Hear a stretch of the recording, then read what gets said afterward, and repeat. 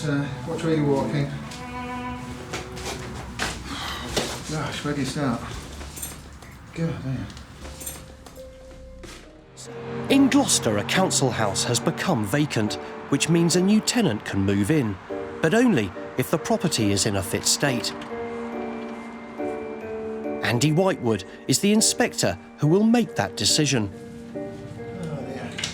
It isn't hard. Which way are you walking? Gosh, where do you start? God damn. So, what's the story here?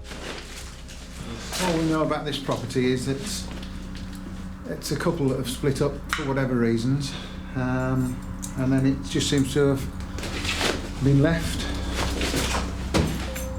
and they've just taken what they want and left the rest for us to clear up. Not only is the property far from habitable, but it could be a health hazard. Yeah, there's some sort of, I don't know what, it's chemical, and it's acetic acid.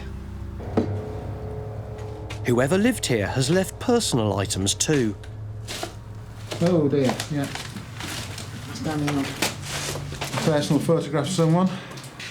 But that's a tragedy. People just leave everything. Photographs, photograph albums.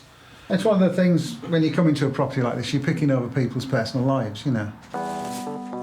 When Andy explores the next room, he concludes it was once a kitchen.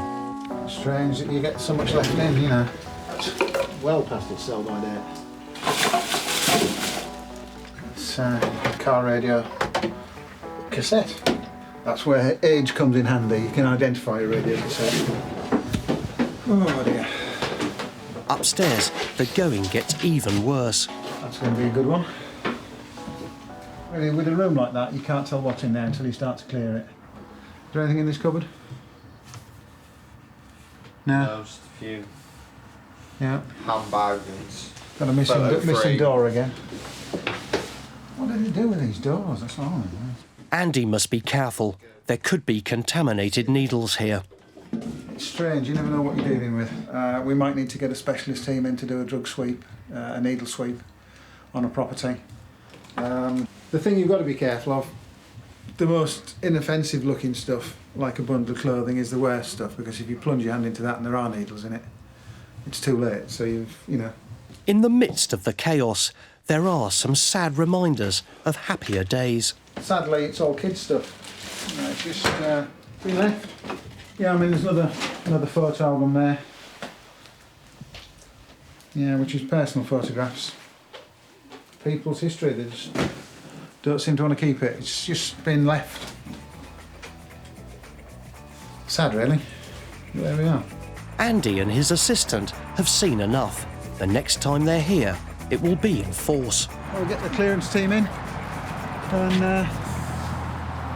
let them deal with that lot. Back at the vacant council house in Gloucester, an extreme clean team has arrived and they're men on a mission. It's Friday afternoon and here comes the weekend. The house is full of rubbish and it's all got to go. But there's not enough time to finish the job today. The lads have got to prioritise. There's one area that just won't wait, the kitchen. The rotting foodstuffs in here are hardly going to get better with age.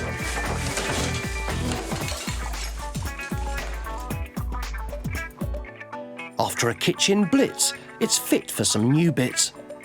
We've done the kitchen now. We know there's no food, nothing left in here, so it's not going to be bad when we come back Monday morning.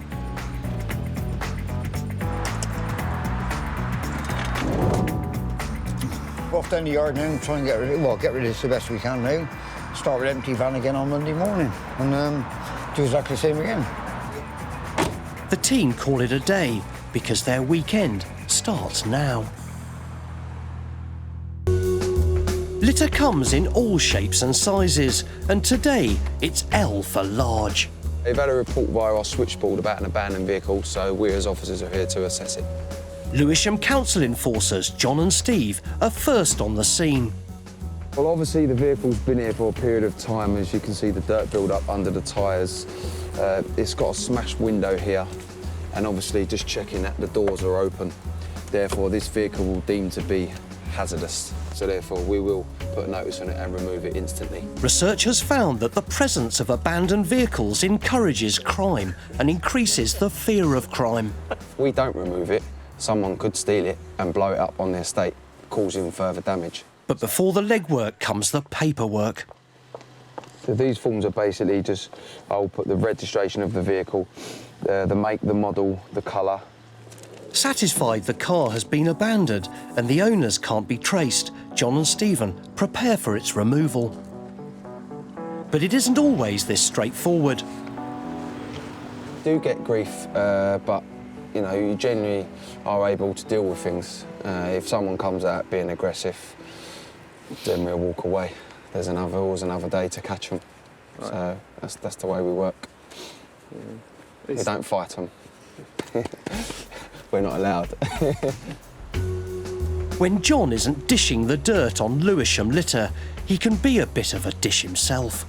I do football doubles. I did do a Gerrard double, which was really funny, just because of the body, but they had to put a wig on me and it was brilliant. But mainly, I do Frank Lampard doubles, which is very good, so I get to meet some rich and famous people. Not that I've got their money, but I'm just a double. But yeah, it's good fun.